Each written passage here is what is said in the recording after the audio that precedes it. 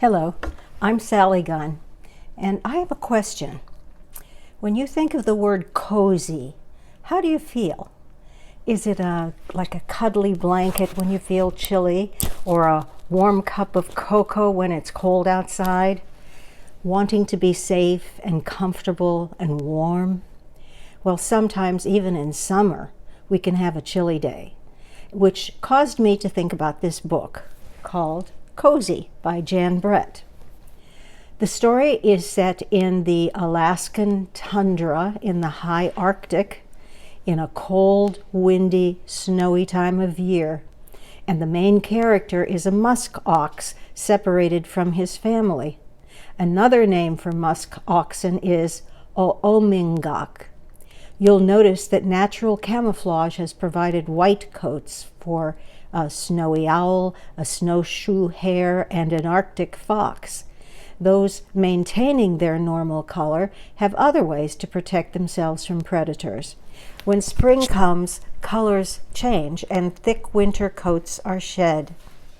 What kind of host would you be if all kinds of guests showed up unannounced, asking for a little help and shelter?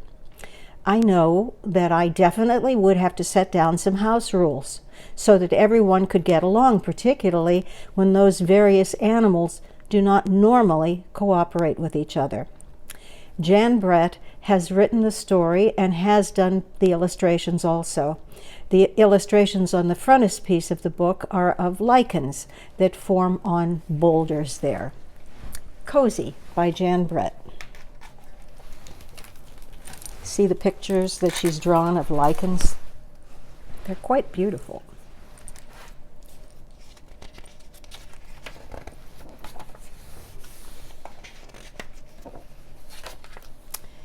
Storms rolled over the tundra when Cozy the muskox was separated from his herd. He was used to being with his family. His mother and father had named him Cozy because his silky coat was so soft and thick. Cozy braced himself against the wind, and his thick coat warmed him like a blanket. In a tussock, a mother lemming's pups were squeaking loudly, "I'm cold, I'm cold, I'm cold." She used a triple carry to tunnel them toward a new spot where she saw a towering mountain of fur. In no time, the lemming family settled in, see them right here? Settled in next to Cozy's left hoof. "Shh," she whispered. "Quiet voices, and that muskox will never notice us."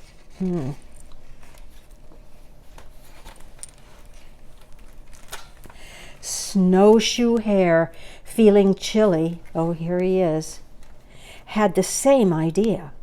"Master Muskox," he asked politely, "may I wait out the storm under the protection of your very thick coat?" Cozy was happy for the company and well aware that a lemming family had also snuck in. I don't know if you can see them right here. He said, "Welcome, Snowshoe Hare, but mind those lemmings. Quiet voices and gentle thumping only." He started to set down his house rules. Snow swirled and flump. Suddenly all grew white. Was it a clump of snow that had hit Cozy on the forehead? No, it was feathers. When Cozy opened his eyes, he was looking into big yellow ones. The eyes belonged to a snowy owl who also had a request. "Oh, magnificent Oomingmak, would you be so kind as to give me shelter? The wind has tumbled me terribly." Cozy knew that snowy owls and lemmings and snowshoe hares were not always fast friends, but he agreed, with some conditions. House rules are quiet voices, gentle thumping, claws to yourself.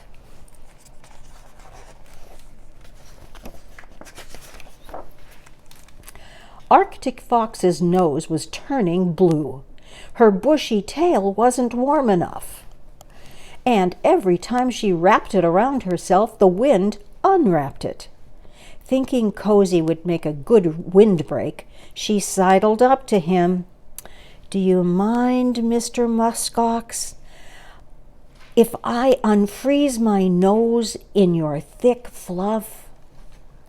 Cody was happy to welcome a new guest, but eyeing her sharp canines, those canine teeth, he answered, "For the harmony of all, quiet voices, gentle thumping, claws to yourself, and no biting."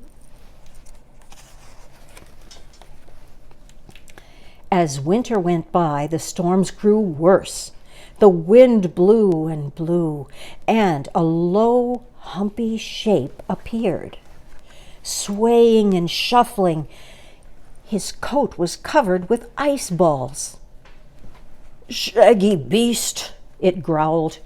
"I fell into an ice floe and am chilled to the bone. Can you help me?"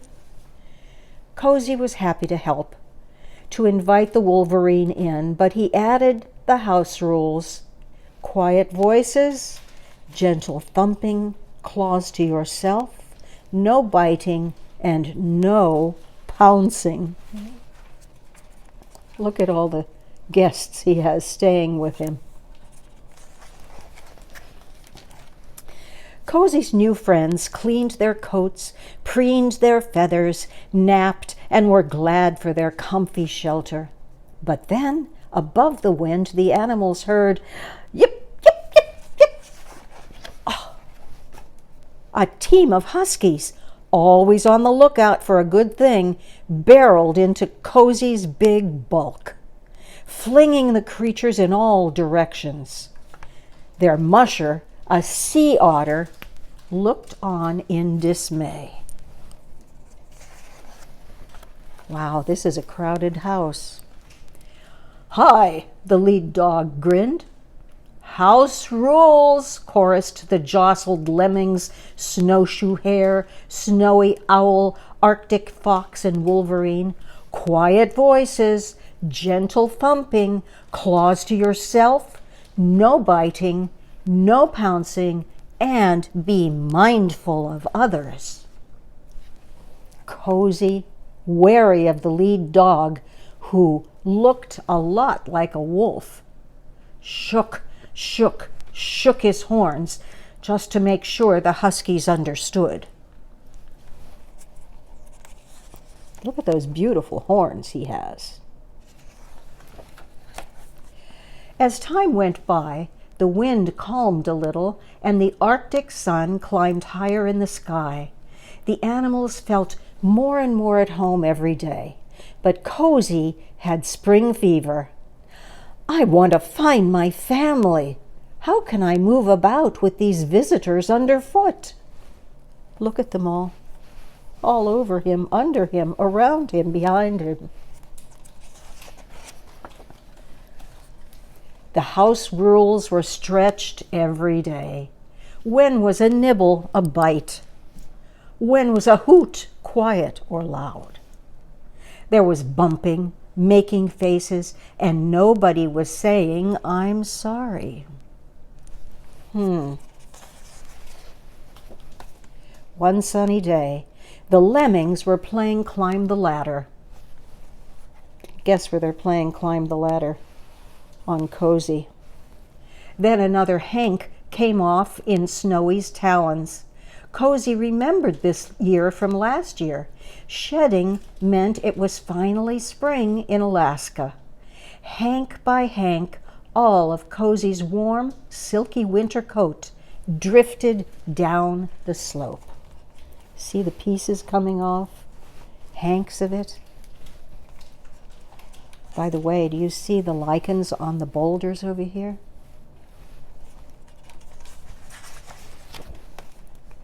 Some more. Cody's lodgers started heading to their spring homes. Cody hadn't felt so free and breezy since he was a calf. He jumped, he gambled, and then in the middle of a gleeful leap, he saw his herd.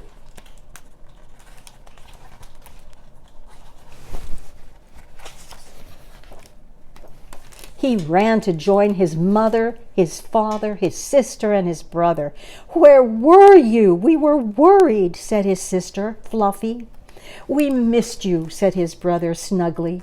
"I made some new friends," Cozy told them, "but it was nice to get back to musk ox ways." They all formed a circle, babies in the middle. By the way, that's what muskox do when they want to protect the little ones. They put them in the middle and all of the big ones face out to protect them. But Cozy felt curiously alone. Then the breeze carried squeaky and growly and whistling voices. "See you next year, Cozy. Meet you when the snow flies, Cozy." The snowshoe hare thump, thump, thumped as they all called, "We can't wait to get cozy with Cozy." I hope you enjoyed that. I thought that was fun.